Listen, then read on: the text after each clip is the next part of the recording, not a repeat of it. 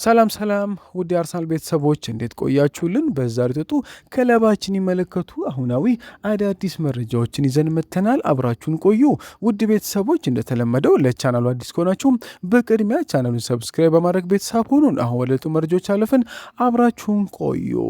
ፋብሪዚዮ ሮማኖ ስለ ቡርኖ ጉማሬሽ አዲስ መረጃን ይዞ ወጥቷል። ፋብሪዚዮ ሮማኖ ስለ ቡርኖ ጉማሬሽ እንዲህ ሲል ይናገራል። ቡርኖ ጉማሬሽ ወደ አርሰናል መዞር እንደሚፈልግ በግልጽ የተናገረ ሲሆን የግል ፍላጎቱና አቋሙ አሁን ላይ 100% ለኒውካስትል ባለስልጣናት ግልጽ አድርጓልም ብሏል። በተጫዋቹና በአርሰናል መካከል ያለው ሙሉ የውል ስምምነት ከተወሰነ ጊዜ በፊት ሙሉ በሙሉ ተጠናቆም ነበር ይለናል። ቡርኖ በሚኬል አርቴታ ታክቲክና በቡድኑ እድገት ላይ የተገነባውን ፕሮጀክት ለእግር ኳስ ሕይወቱ እጅግ ፍጹም የሆነ መዳረሻ አድርጎ ይቆጥረዋልም ብሏል። የኤዲሃው ድንገተኛ ስንብት ተከትሎ አርሰናል ኒውካስትል ዩናይትድ የመጨረሻው የክፍያ መዋቅር በማንኛውም ሰዓት አጠናቆ ለመጨረስ አሁን በይፋ ቀጥታ ንግግር ላይ ይገኛሉም ብሏል። የመሃል ሜዳው መሪ መዳረሻው ሙሉ በሙሉ መርጧል።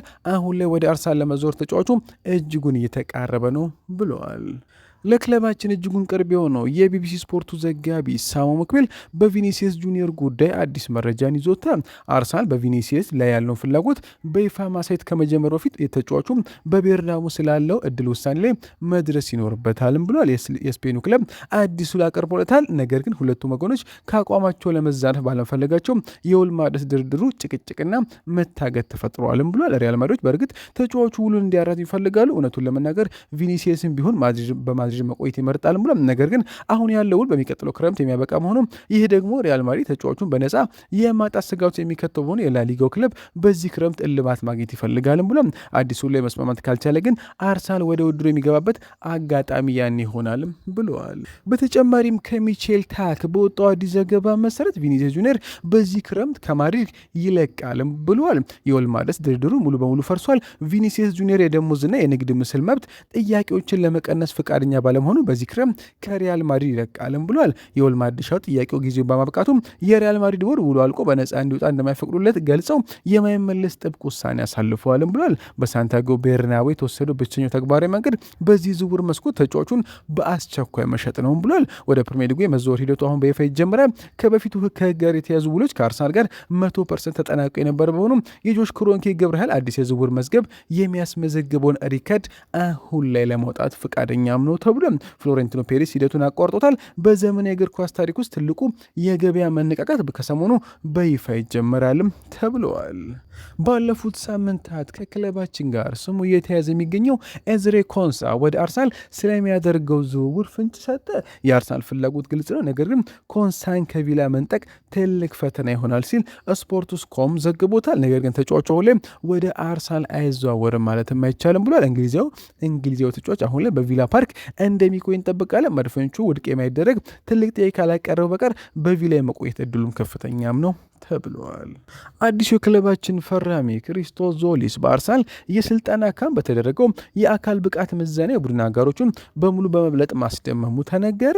ቤን ሆይ ስለ ተጫዋቹም ሲናገር እንዲላም ክሪስቶስ ድንቅ ነበር፣ መቶ ሁሉንም ምዘኖች ወስዶ ሁሉንም ሰው በልጧል፣ በፍጥነት ከመንፈሳችን ጋር ተላምዷል፣ እኛም ከኛ ጋር በመኖር እጅግ ደስተኛ ነን ሲል ቤን ሆይ ተናግረዋል።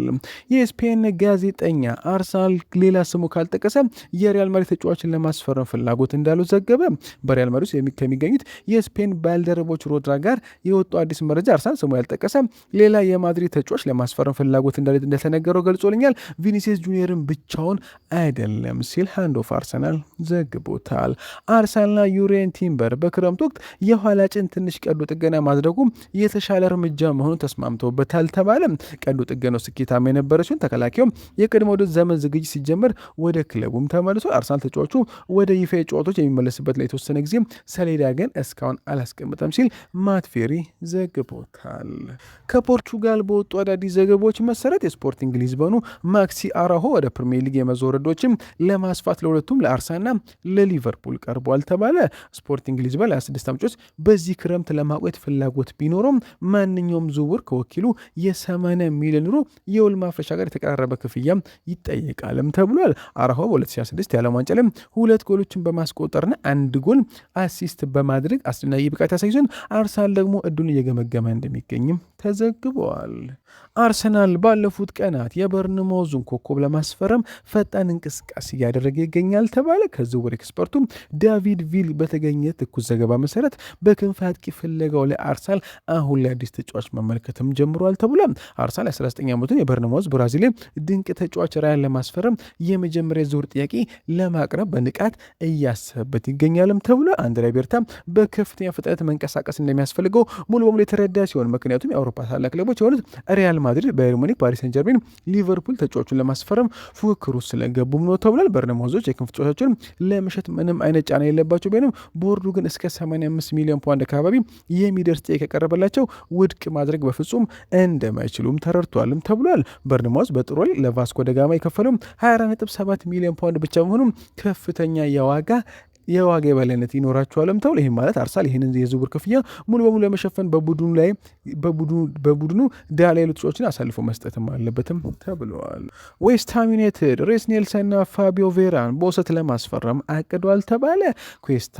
ለዌስትሃም ቅርብ ከሆኑ ምንጮች በወጣው ዘገባ መሰረት ዛሬ በለንደን ከተማ ውስጥ የውስጥ አዋቂዎች ሲናገሩ ዌስትሃም በለንደን ቆይታው ለማራዘምና በቋሚነት የመሰለፍ ዕድል ለማግኘት እጅግ ፍላጎት ያለውን ሬስ ኔልሰንን በውሰት ለማስፈረም እየመረመሩ ይገኛልም ተባለ። ዌስትሃሞች ተጫዋቹን በጊዜ ውሰት ውል መውሰድ የሚፈልጉ ቢሆን አርሰናል የተጫዋቹን ውል የማራዘም መብት ስላለው ሙሉ የበላይነትን ይዟልም ተብሏል። በመሆኑም አንድሪያ ቤርታ ተጫዋቹን ከ5 ሚሊዮን ፓውንድ እስከ 8 ሚሊዮን ፓውንድ በሚደርስ ዋጋ በቋሚነት ለመሸጥ ይፈልጋልም ተብሏል። ፋቢዮ ቬራ ወደ ጀርመኑ ክለብ ሃምቡርግ በቋሚነት ሊዘዋወሩ የሚሉ ዘገባዎች ቢኖሩም ኤክስ እንደሚያረጋግጠው ከሆነ ግን ዌስትሃሞች በአሁኑ ወቅት በፖርቹጋል አማካይ ምንም አይነት ንቁ ፍላጎት እያሳዩም አይደለም ተብሏል። ሆኖም ግን ዌስትሃሞች ድል ካገኙ ፋቢዮ ቬራን ለማሳወር ይፈልጋል። ነገር ግን ተጫዋቹ አሁኑ ፍላጎቱ በጀርመን መቆየት ብቻም ነው ተብለዋል።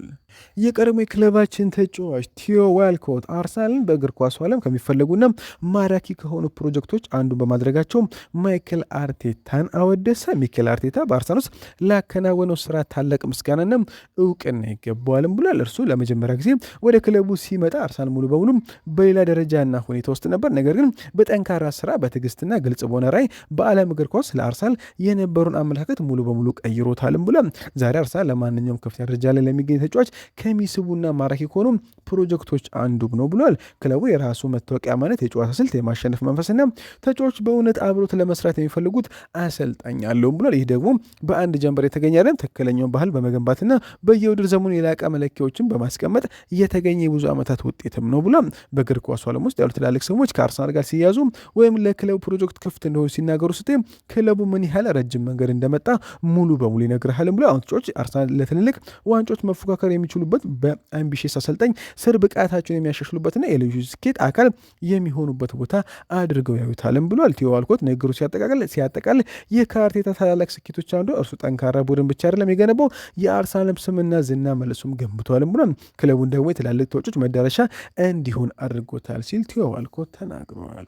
ኦዌናር ግሬቭስ አርሰናል በዝውውር መስኮቱ ንቁ እንቅስቃሴ ባያደርግም አሁንም ትልቅ ስብስብ እንዳለው ተናገረ። ኦዌናር ግሬቭስ አርሰናል ለአዲሱ የውድድር ዘመን ሲዘጋጅ የዝውውር መስኮት እንቅስቃሴው እንደ ሌሎች የፕሪሚየር ሊግ ተፎካካሪዎቹ የደመቀ ባይሆንም እንኳን አቅሙ ዝቅ ተደርጎ መገመት እንደሌለበት ያምናል። የቀድሞ እንግሊዝ ብሔራዊ ተጫዋች አማካይ ሚኬል አርቴታ አስቀድሞ ግልጽ ማንነት ያለው የማሸነፍ መንፈስ የተላበሰና ለትልልቅ ዋንጮች ለመፎካከር የሚያስችል ጥራት ያለው ጠንካራና የተመጣጠነ ስብስብ መገንባት መቻሉንም ይሰማል። ሃርግሬስ በቡድን ውስጥ ያለው ቅንጅት ከአርቴታ የቴክኒክ አቀራረብና ከቡድን ቀጣይነት ጋር ያለው እድገት ጋር ተደምሮ አርቴታዎች በብዛት ባይፈሩም አርሰናል አሁንም ቢሆን አደገኛ ተፎካካሪ ያደርገዋል ብሎ የሚያምናል። በተጨማሪም በቡድን ውስጥ የሚኖር መረጋጋት በትልቅ ወጪ ተጫዋች ከመግዛት ያላነሰ ዋጋ እንዳለ የጠቆመው ሃርግሬቭስ አርሰናል በሊጉ ስላለ ለማንኛውም ቡድን ፈተና ለሆን የሚያስችል በቂ ልምድ፣ እምነትና አንድነት አስቀድሞ በእጁ እንደሚገኝ አጽንቶም ሰጥቷል።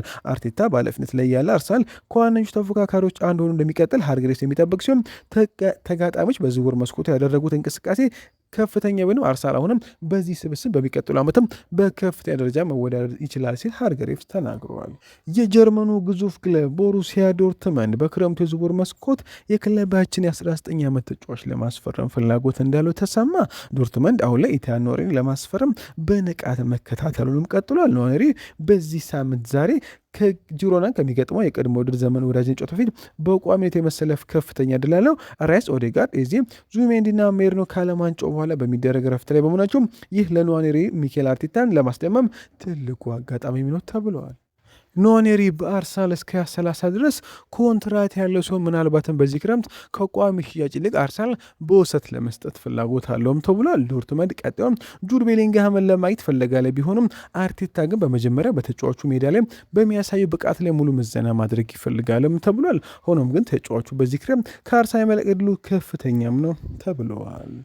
ፖርቹጋላዊ አማካይ ፋቢዮ ቬራ ወደ ጀርመኑ ክለብ ሃምቡርግ በቋሚነት ለመመለስ ከአርሰናል እንዲለቅ በይፋ ጠየቀ። ባለፈው ዘመን በውሰት በጀርመን ያሳለፈ ሲሆን አሁን ደግሞ ሙሉ ፍላጎቱ ወደ ሃምቡርግ መመለስ ላይ ነው ተብሏል። የሃምቡርግ የመጀመሪያው ውሰት ስምምነት የ20 ሚሊዮን ዩሮ የቋሚ ዝውውር መግዣ አማራጭን ያካተተም ነበር። ሆኖም ቬራ ከአርሰናል ጋር ያለው ውል የመጨረሻዎቹ 12 ወራት በመግባቱ ሃምቡርግ ዝቅተኛም የዝውውር ዋጋ ለማስማማት በንቃት እየሞከሩ ይገኛሉም ተብሏል። ዊሊያም ሳሊባ በዓለም ዋንጫ ላይ ባጋጠሙ የጀርባ ጉዳት ምክንያት ለወራት ከሜዳ ውጭ በሚሆኑበት በዚህ ወቅት ከጂሮና ጋር ከሚደረገው የቅድመ ውድድር ዘመን ጨዋታ ፊት አጥቂው ቪክተር ጊዮከሪስ የተጫዋች መለወጫ ክፍል ላይ ዋና መሪ ሆኖም ተረክቧል ተብለዋል።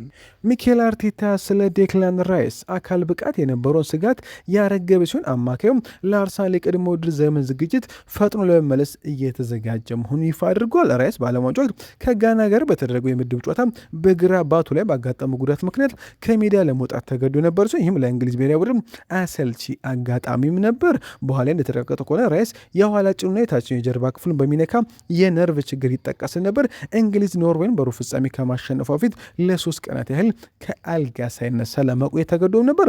ከኤርሊንግ ሃላንድና አጋሮቹ ጋር በተደረገው ጨዋታ በግማሽ ሰዓት ተቀይሮ ከወጣ በኋላ ራይስ በግማሽ ፍጻሜው እንግሊዝ በአርጀንቲና በተሸነፈው ጨዋታ ላይ 82 ደቂቃ መጫወቱም ይታወሳል። በኋላም እንግሊዝ የነሐስ ሜዳ ላይ ባሸነፈችበት ጨዋታ ላይ ተጫዋቹ መጫወቱም ይታወሳል። አሁን ደግሞ ትኩረቶች በፍጥነት ወደ አዲሱ የፕሪሚየር ሊግ የውድድር ዘመን እየተቀየሩ ባሉበት ወቅት የራይስ ጉዳት እንዳያንሰራራ ሲባል ረጅም ረፍት ሊሰጡ ይገባል የሚሉ አስተያየቶች በርክተውም ነበር። ነገር ግን ረቡዕ ዕለት አርሰናል ከሚያደርገው የወዳጅነት ጨዋታ ፊት ለመገናኛ ብዙሃን የተናገረው አርቴታ ከቀድሞ የዌስትሃም ኮከብ ጋር ያደረጋቸው አዎንታዊ ንግግሮችን ይፋም አድርጓል። ከተለያዩ ቡድኖች ጋር 3 የተለያዩ ቅድመ ውድድር ዘመን ዝግጅት አሉን፣ ነገር ግን ከሁሉም በላይ አስፈላጊው ነገር አመለካከትና አስተሳሰብ ነው ሲል የክለባችን ዋና አሰልጣኝ ለጋዜጠኞች ተናግሯል። ከዴክላን ራይስ ጋር ስናገር በዚህ ቀን የመመለስ ከሆነ ያኔ መጫወት እችላለሁ እያለ ነው የሚነግረኝ። ይህ ደግሞ ከታቀደው የስልጠና ፕሮግራም በላይ እጅግ ስሜትና አቅም ያለው ነገር ነው። እኛም ከሁኔታዎች ጋር መላመድ እንፈልጋለን። በጣሊያን በሚገኘው ካምፑስ ስላለው ስሜት ጠይቀው አርቴታ ማክሎም በመጀመሪያ ደረጃ በተጫዋቹ አካልና አይኖች ላይ ያለውን ጉልበትና መነቃቃት ተመልክቻለሁም ብለዋል። ተጫዋቹ የተመለሱበት የአካል ብቃት ከምን ጊዜውም በላይ ምርጥና የሚያስገርም ነበር። ይህም የምንፈልገውን አቅጣጫና የገነባነውን ባህል ያሳያልም ብሎ በተጨማሪ የሚሰለጥኑበት መንገድ፣ የሚጠይቁ ጥያቄዎችና ለመጓዝ የሚፈልጉበት አቅጣጫ እነዚህ ሁሉ በጣም ጠንካራ የሆኑ አዎንታዊ ምልክቶች ናቸው ሲል ሚኬል አርቴታ ተናግረዋል። ውድ ቤተሰቦች ለዛሬ ቆይታ በዚያ በቃ። መልካም ቀን። ቻናሉን ሰብስክራይብ ማድረግ አይረሳ። እንወዳችኋለን።